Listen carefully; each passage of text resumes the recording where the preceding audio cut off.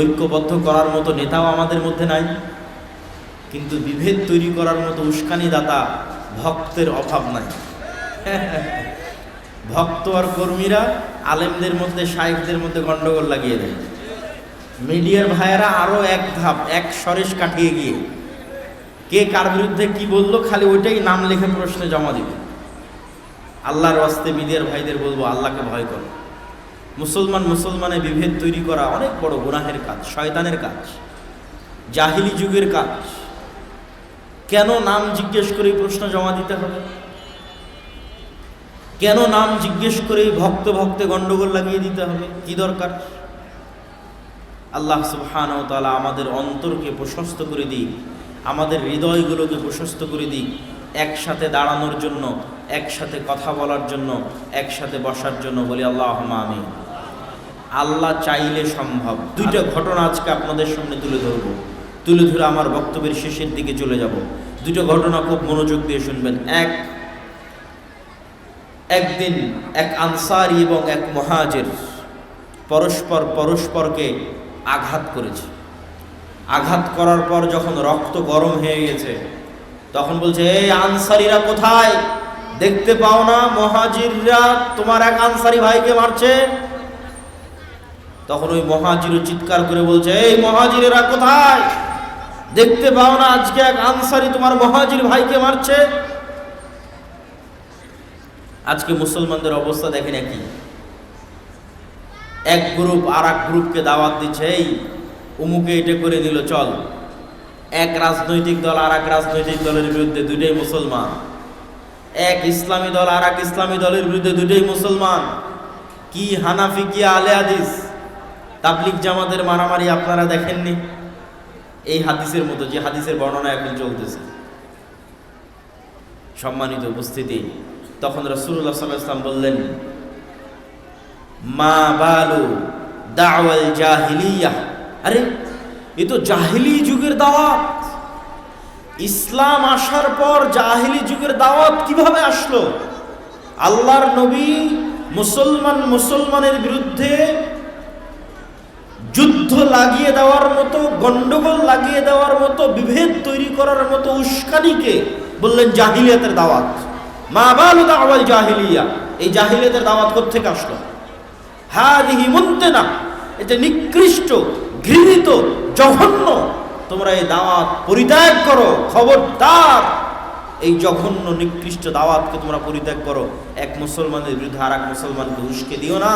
এটা জাহিলি যুগের দাওয়াত, এটা জাহিলি যুগের তাআসসুব, জাহিলি যুগের অন্ধত্ব, জাহিলি যুগের গোড়ামি, জাহিলি যুগের গোত্রীয় বৈষম্য।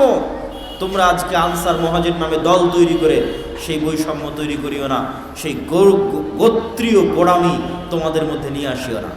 আজ দেখেন আমরা সবাই একই গোড়ামির মধ্যে ফিরে গেছি। আগে ছিল গোত্র, এখন হয়ে গেছে দলে দলে। সম্মানিত উপস্থিতি, দুই নম্বর ঘটনা রাসূলুল্লাহ। ঘটনা অনেক লম্বা, পড়ে দেখবেন। যে ঘটনাটা এখন বলতেছি এটা যদি পড়ে দেখেন অনেক মজা পাবেন। হুনাইনের যুদ্ধের ঘটনা। রাসূলুল্লাহ সাল্লাল্লাহু আলাইহি ওয়াসাল্লাম, হুনাইনের যুদ্ধটা হয়েছিল মক্কা বিজয়ের পর। মক্কা বিজয়ের পর মক্কার মানুষ যারা নতুন মুসলমান হয়েছে, যারা এতদিন আজীবন কাফের ছিল, আজীবন মুশরিক ছিল, আজীবন মক্কার কুরাইশ মুশরিক সর্দার, সবাই নতুন মুসলমান হয়েছে।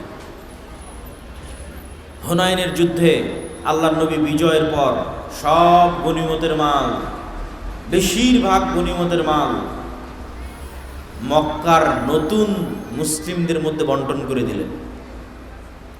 শয়তান মুহাজির আর আনসারদের কানে এই বাতাস দিয়ে দিল যে, দেখছো বদরে মরলে তোমরা, তোমাদের বাপদাদারা, উহুদে যুদ্ধ করলে তোমরা, কষ্ট করে বাড়িঘর ছেড়ে মক্কা থেকে মদিনায় চলে গেলে তোমরা, ইসলামের জন্য জীবন দিলে তোমরা, আর আজকে সেই ইসলামের নবী স্বজন প্রীতি দেখালো। বলেন নাউজুবিল্লাহ।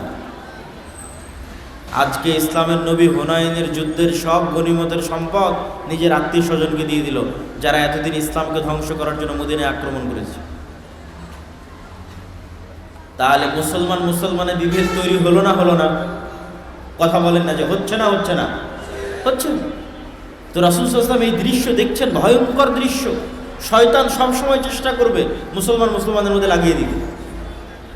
আল্লাহর নবীর চোখের সামনে তার সাহাবীরা বিচ্ছিন্ন হয়ে যাচ্ছে, মুহাজির এবং আনসারেরা কানাঘুষা করতেছে, কেন মক্কার নবমুসলিমদের সকল গনিমতের সম্পদ দিয়ে দেওয়া হবে।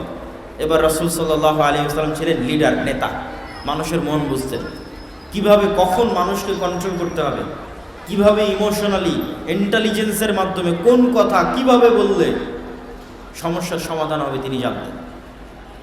তিনি দাঁড়িয়ে বক্তব্য দেওয়া শুরু করলেন।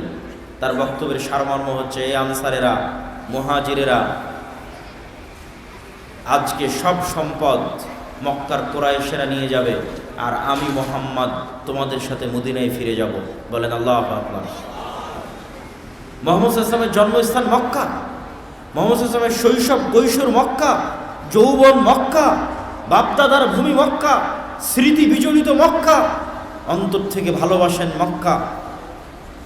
এই মক্কা ছেড়ে যেতে তার কষ্ট হয়েছে, কিন্তু তিনি মরেছেন মদিনায়। মক্কা বিজয়ের পরও মক্কায় ফিরে আসেননি। তিনি মদিনার মুহাজির আনসারদের বলছেন, আজ সব সম্পদ মক্কার কাফের মুশরিকরা নিয়ে যাবে, কিন্তু আমি মুহাম্মদ তোমাদেরকে ভালোবাসি, আমি তোমাদের ভালোবাসায় তোমাদের সাথে মদিনায় ফিরে যাব। সব সাহাবীর চোখ দিয়ে ঝরঝর করে পানি ঝরতেছে। কিসের গন্ডগোল, কিসের মারামারি, সব শেষ হয়ে গেল। তিনি সবাইকে আবার ঐক্যবদ্ধ করে দিলেন। বলেন আল্লাহু আকবার। কিন্তু এই ঐক্যবদ্ধ করার মতো নেতাও আমাদের মধ্যে নাই, কিন্তু বিভেদ তৈরি করার মতো উস্কানি দাতা ভক্তের অভাব নাই। ভক্ত আর কর্মীরা আলেমদের মধ্যে, শাইখদের মধ্যে গন্ডগোল লাগিয়ে দেয়। মিডিয়ার ভাইয়েরা আরো এক ধাপ, এক সরেশ কাটিয়ে গিয়ে কে কার বিরুদ্ধে কি বললো খালি ওইটাই নাম লিখে প্রশ্নে জমা দিবে। আল্লাহর ওয়াস্তে মিডিয়ার ভাইদের বলবো, আল্লাহকে ভয় করো। মুসলমানে বিভেদ তৈরি করা অনেক বড় গুনাহের কাজ, শয়তানের কাজ, জাহিলি যুগের কাজ। কেন নাম জিজ্ঞেস করে প্রশ্ন জমা দিতে হবে?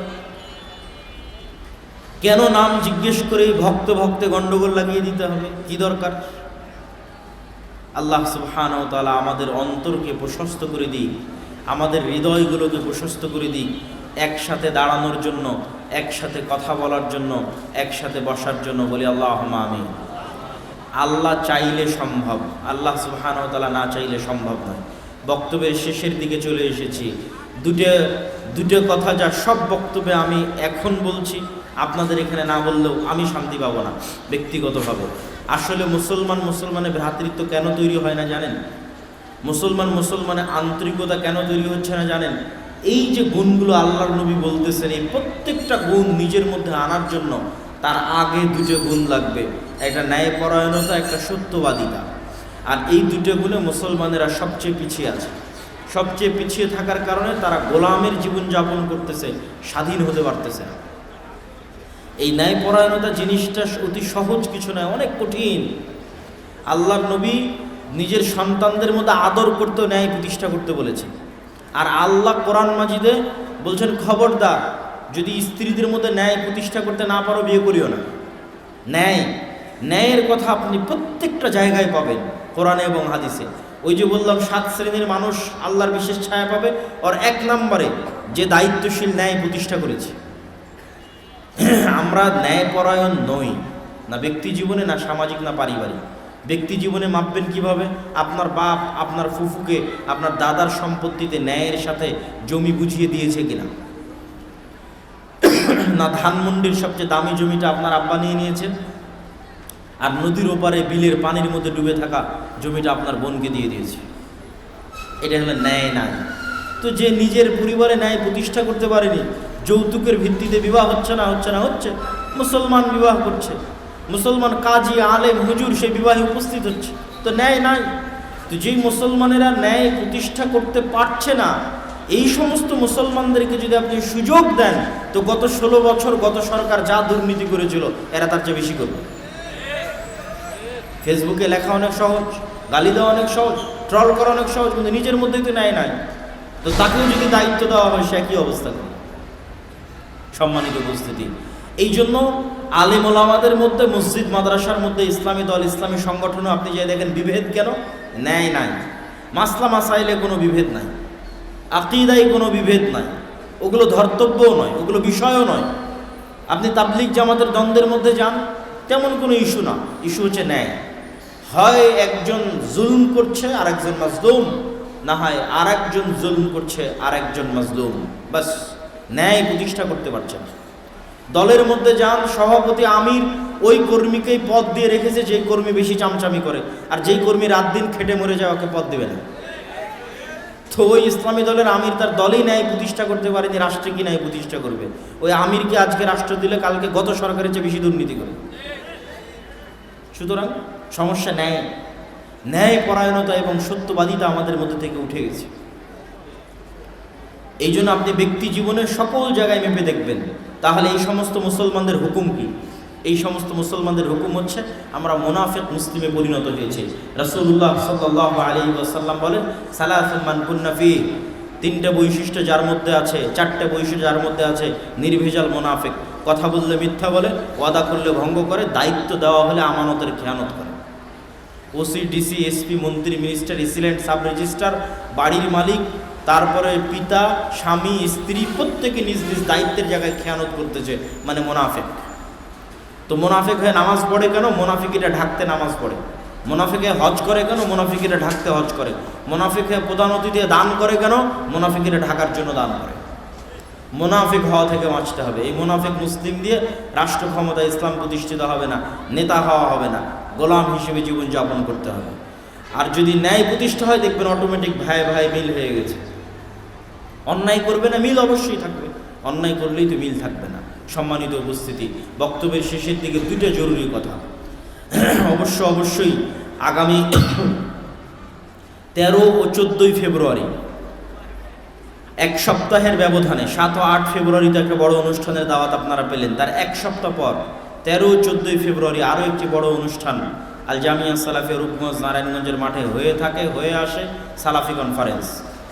এবারের সালাফি কনফারেন্সে ভারত, পাকিস্তান, বাংলাদেশ, সৌদি আরব সব দেশ থেকে বড় বড় আলেম ওলামা উপস্থিত হবে।